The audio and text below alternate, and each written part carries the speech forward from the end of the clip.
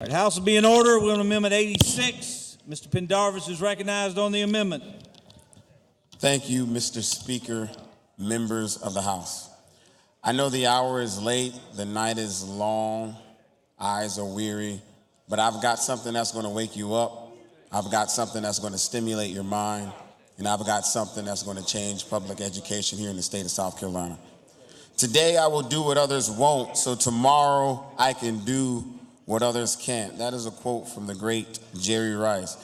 Ladies and gentlemen of this esteemed body, we have a real opportunity to do something here that will be monumental. It's a tall task, but if we really take a look at it, we can get it done.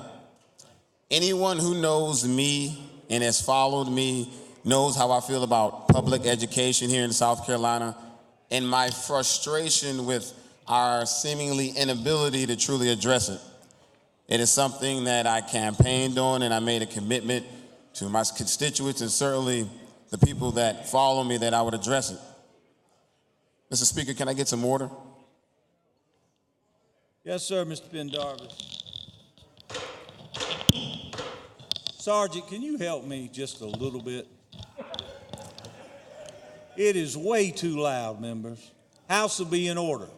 Mr. Pendarvis. Thank you, Mr. Speaker. Ladies and gentlemen, the truth is we must address the inadequacies of Act 388. Not a repeal, but addressing the real issues with the law that so many members of this body recognize are there. We all know what the act did. It shifted the tax burden from owner-occupied homes to businesses, rentals, and vacation properties. A good idea in theory until the recession hit and the money anticipated coming in from the offset of the tax base not materializing.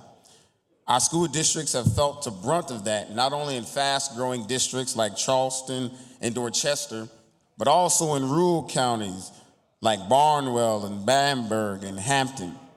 In South Carolina, we have neglected public education for far too long, and frankly, I believe this is an opportunity for us to do something that we have treated like the big elephant in the room that no one wants to address. Our budget should ensure that every school flourishes, but until our funding is adequate, our schools will not be adequate, and the education that South Carolina students receive will not be adequate. I'm a product of South Carolina's public schools, like many of you are. So I believe we owe it to our students to truly address how we fund our school system. With that in mind, here's what I am proposing.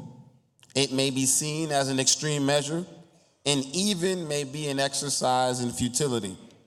But extreme measures and extreme situations call for extreme measures, and the state of education in South Carolina is certainly what I would call an extreme situation. What this proviso does is suspend for 1 year certain provisions within Act 388 to allow our schools to get that funding and catch up, address some of the issues that we all know are prevalent. One of the themes that I've heard so much in the House coming about today is, and I've written them down just from various members, when it comes to trying to get some support for certain bills. We need breathing room. We need to catch up. We need to slow down. Well, I think we need to look at education here in South Carolina and look at an opportunity, and this may be the particular opportunity for us to catch up, to allow our school districts and allow our rural communities and our fast-growing districts to get their money that they need in order to address the inadequacies that we have in education in South Carolina. So if you take a look at it and you have the bill, what it does is you've got and it's three parts of it that are pertinent to what I'm trying to do. As we know, we've got Act 388 and the 1% sales tax. And in that 1% sales tax, it brought in $794 million. That kind of what is projected that brings in. If we suspend that, of course, that 794 goes away, but you also suspend Section 1111-156, which is the reimbursement for the local property tax exemption. And at the very least, we keep a balanced budget, and certainly going forward, there's potentially more money that can go into it. The second part is the portion when it comes to owner-occupied homes, which is the main part that Act 388 revolves around when it comes to the tax exemptions in owner-occupied homes. Suspending that section would bring in a rough estimate of $1.2 to $1.5 billion with a B dollars. And then lastly, putting a more strict millage cap is what the act did. Suspending this is allowing the localities, again, to put whatever millage they like. Again, I know it's not a popular idea, and it's certainly an idea that many members of this body will not agree with. But I think in times of crisis, and certainly I think you all would agree that we have an education crisis here in South Carolina, we've got to think innovatively. We've got to be creative, and we've got to be forward with how we want to address these things. And I think this is a unique opportunity to do that. Again, it's nothing permanent. As many of the pieces of legislation, as many of the pieces that were brought forward today, it's something that is not permanent. It's going to last 1 year. And I'm hoping that we have an opportunity to at least look at that state of education and find a way how we can address the funding formulas for education.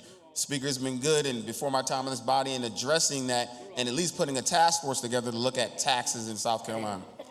But it gives us an opportunity in this year where we suspend these certain portions to really figure out exactly the crux of what's wrong and trying to come up with a comprehensive, a collaborative approach on how we want to address it in a meaningful way and in a way that's going to truly have a monumental impact on our children. Again, we want to do something today that's certainly going to affect our children tomorrow, and that's just simply what I want to do.